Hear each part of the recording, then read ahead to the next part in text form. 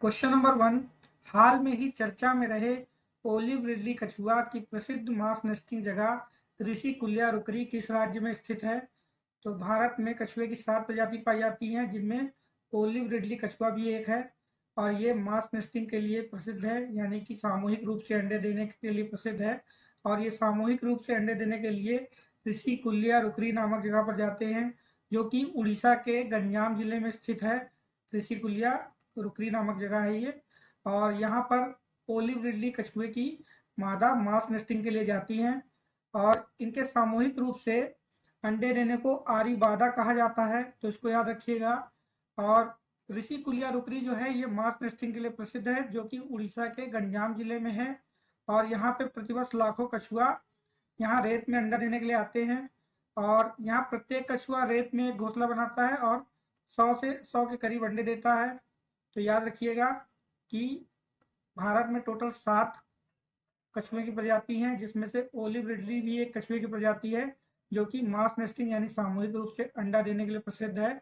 और ये उड़ीसा के गंजाम जिले में एक जगह है जहाँ जिसका नाम है ऋषिकुल्या रुकरी, यहाँ पे जाके अंडे देते हैं। इस प्रकार से ऑप्शन सी सही है। और इनके सामूहिक रूप से अंडे देने को आरी बादा कहा जाता है, इसको भी याद रखिएगा। अब आइए उड़ीसा के विषय में जानते हैं। उड़ीसा एक कोस्टल राज्य है, इसकी पूर्वी सीमा पर बंगाल की खाड़ी है और यहाँ पर हिंद महासागर है। इसके अलावा ये वेस्ट बंगाल, झारखंड, छत्तीसगढ़, तेलंगाना और आंध्र प्रदेश इन 6 राज्यों के साथ सीमा मिलाता है। और उड़ीसा की राजधानी भुवनेश्वर है। प्रेजेंट टाइम में इसके मुख्यमंत्री हैं नवीन पटनायक और इनकी पार्टी का नाम है बीजू जनता दल। और उड़ीसा के राज्यपाल गणेशी लाल हैं। उड़ीसा में कुछ प्रमुख नेशनल पार्क हैं, जिनमें भीतरकनिका नेशनल पार्क मगरमच्छों के लिए फेमस है और सिमलीपाल नेशनल पार्क है, नंदनकानन राष्ट्रीय चिड़ियाघर है और चिल्का झील सेंचुरी है। तो इसको याद रखिएगा। आगे बढ़ने से पहले कृपया हमारे चैनल को सब्सक्राइब कर लीजिए ताकि आपको ऐसे ही नॉलेजफुल वीडियोस मिलते रहें। क्वेश्चन नंबर 2, किस संस्थान ने भारत में कोविड-19 के प्रसार का पूर्वानुमान करने वाला डैशबोर्ड प्रकृति विकसित किया है? तो अभी हाल में ही आईआईटी दिल्ली ने भारत में कोविड-19 के प्रसार का पूर्वानुमान करने वाला डैशबोर्ड प्रकृति विकसित किया है। इस प्रकार से ऑप्शन ए सही है। और ये जो डैशबोर्ड है प्रकृति, ये भारत में अगले 3 सप्ताह में कोविड-19 के कितने पॉजिटिव केसेस होंगे, इसका सफल पूर्वानुमान करेगा। और इसको जो है आईआईटी दिल्ली के द्वारा विकसित किया गया है। और प्रकृति का पूरा नाम है prediction and assessment of corona infection and transmission in India. तो इसका पूरा नाम याद रखिएगा प्रकृति का। और इस डैशबोर्ड के थ्रू राज्य एवं जिला स्तर पर अगले 3 सप्ताह में भारत में कोविड-19 के कितने पॉजिटिव केसेस आएंगे, इसका पूर्वानुमान लगाया जा सकता है। और इस ऐप को जो है 1 हफ्ते के समाप्त होने पर अपडेट किया जा सकता है। इस ऐप के थ्रू कोविड-19 पैंडेमिक जो बीमारी हो रही है, इससे लड़ने के लिए जो पॉलिसी मेकर्स हैं उनको सहायता मिलेगी। उनको पता चल जाएगा कि कितने केसेस अगले 3 हफ्ते में होने संभावित हैं, जिससे कि उसके अनुरूप वे अपनी योजना बना सकते हैं। तो ये जो प्रकृति है डैशबोर्ड, इसको आईआईटी दिल्ली ने बनाया है, इसको याद रखिएगा। और इसका पूरा नाम याद रखिएगा, prediction and assessment of corona infections and the transmission in India. इसको जरूर से याद रखिएगा। क्वेश्चन नंबर 3, बाजार में अनुपलब्ध दवाइयां रोगियों के घर तक सीधे पहुंचाने के लिए किस राज्य में धन्वंतरी योजना आरंभ की गई है? तो अभी हाल में ही असम की राज्य सरकार ने बाजार में अनुपलब्ध दवाइयां रोगियों के घर तक सीधे पहुंचाने के लिए धन्वंतरी योजना शुरू की है। इस प्रकार से ऑप्शन सी सही है। और असम की राज्य सरकार धन्वंतरी योजना के थ्रू बाजार में जो दवाइयाँ अवेलेबल नहीं है उनको रोगियों के घर तक सीधे पहुंचाएगी। और असम के स्वास्थ्य मंत्री हैं जिनका नाम है हिमंत बिस्वा शर्मा, इनका नाम याद रखिएगा, ये असम के स्वास्थ्य मंत्री हैं। इन्होंने बताया है कि 200 रुपए से कम मूल्य की दवाइयां अगर होंगी तो उन्हें जो है रोगियों के को मुफ्त में उपलब्ध कराया जाएगा। और अगर 200 रुपए से ऊपर की दवाई होगी तो उसका चार्ज लगेगा। और ये दवाइयां जो हैं धन्वंतरी योजना के थ्रू पहुंचाई जाएंगी। और ऐसे रोगियों को ये दवाइयां पहुंचाई जाएंगी जिनके घर से 10 किलोमीटर के रेडियस में दवाइयां नहीं मिल पा रही हैं, उनको जो है असम सरकार धन्वंतरी योजना के थ्रू दवाइयाँ उपलब्ध कराएगी। और केंद्रीय स्वास्थ्य मंत्री कौन है? तो केंद्रीय स्वास्थ्य मंत्री हैं डॉक्टर हर्षवर्धन। अब आइए असम के विषय में जान लेते हैं। असम भारत के 7 उत्तर पूर्वी राज्यों में से एक है। इसकी भौगोलिक स्थिति इस प्रकार है कि किन राज्यों से सीमा मिलाता है, इसको मैप में देख लीजिएगा। और असम की राजधानी दिसपुर है। असम के मुख्यमंत्री हैं सर्बानंद सोनोवाल। असम के राज्यपाल हैं जगदीश मुखी। और असम में कुछ नेशनल पार्क हैं प्रमुख, जैसे कि मानस नेशनल पार्क जो कि एक सींग वाले गैंडे के लिए प्रसिद्ध है। इसके अलावा काजीरंगा नेशनल पार्क, ये भी एक सींग वाले गैंडे के लिए प्रसिद्ध है। तो ये क्वेश्चन में कई बार पूछा जा चुका है कि काजीरंगा नेशनल पार्क किस लिए प्रसिद्ध है? तो ये एक सींग वाले गैंडे के लिए प्रसिद्ध है, इसको याद रखिएगा। इसके अलावा Nameri National Park, Rajiv Gandhi Orang National Park और डिब्रूगढ़ साइखोवा नेशनल पार्क, ये भी कुछ असम के प्रमुख नेशनल पार्क हैं। क्वेश्चन नंबर 4, महिलाओं को मास्क बनाकर आय अर्जित करने हेतु किस राज्य में जीवन शक्ति योजना आरंभ की गई है? तो हाल में ही मध्य प्रदेश की राज्य सरकार ने महिलाओं को मास्क बनाकर आय अर्जित करने के लिए राज्य में जीवन शक्ति योजना आरंभ की है। इस प्रकार से ऑप्शन बी सही है। मध्य प्रदेश में महिलाओं को मास्क बना करके आय अर्जित करने के लिए जीवन शक्ति योजना शुरू की गई है। और 25 अप्रैल 2020 को मध्य प्रदेश के मुख्यमंत्री शिवराज सिंह चौहान ने राज्य में जीवन शक्ति योजना आरंभ की है। और इस योजना के तहत शहरी क्षेत्रों की महिलाएं अपने घर पर मास्क बनाकर आय अर्जित कर सकती हैं और उन्हें राज्य सरकार प्रत्येक मास्क के लिए 11 रुपये का भुगतान करेगी। तो इसको याद रखिएगा कि राज्य सरकार प्रत्येक मास्क के लिए 11 रुपये का भुगतान करेगी। और जो महिलाएं मास्क बनाना चाहती हैं वो मोबाइल फ़ोन से रजिस्टर कर सकती हैं और एक बार रजिस्ट्रेशन करने के बाद महिलाओं को ऑर्डर मिल जाएगा मास्क बनाने का। और एक बार में महिलाओं को कम से कम 200 मास्क बनाने का ऑर्डर मिलेगा।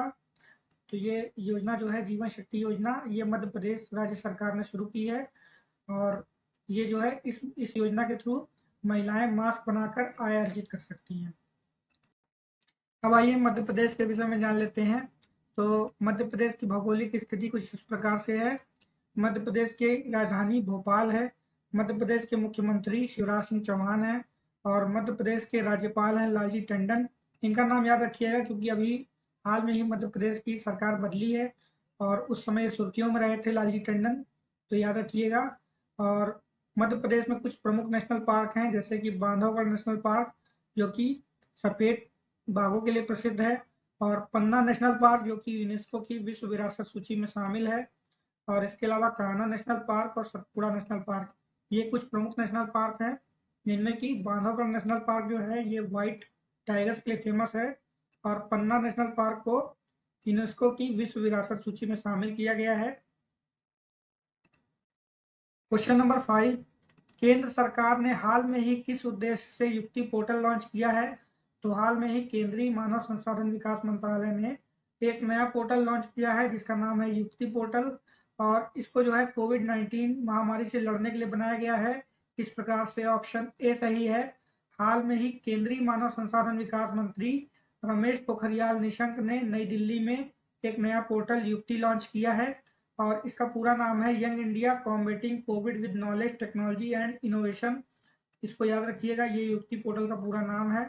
और इस पोर्टल को मानव संसाधन विकास मंत्रालय ने इसलिए बनाया है ताकि वो लोगों तक मानव संसाधन विकास मंत्रालय द्वारा की गई कोशिशों और उनके द्वारा लिए गए इनिशिएटिव्स की निगरानी कर सके और इन सब का रिकॉर्ड रख सके। इसके लिए युक्ति पोर्टल बनाया है और इसका पूरा नाम जरूर से याद रखिएगा, young India combating with Covid with knowledge technology and innovation.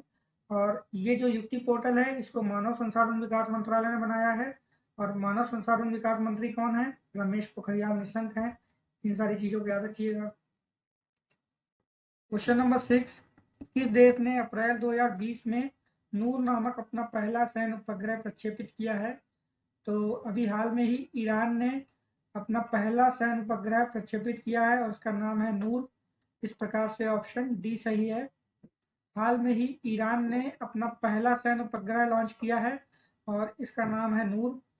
इस उपग्रह को 425 किलोमीटर की कक्षा में स्थापित किया गया है और इसको ईरान की रेवोल्यूशनरी गार्ड्स कॉर्प्स के द्वारा लॉन्च किया गया है।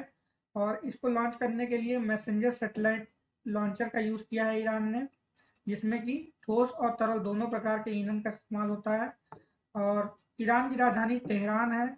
ईरान के राष्ट्रपति हैं हसन रूहानी और ईरान की मुद्रा है रियाल। तो इसको याद रखिएगा कि ईरान ने अभी हाल में ही अपना देश का पहला सैन्य उपग्रह प्रक्षेपित किया है और इसका नाम है नूर।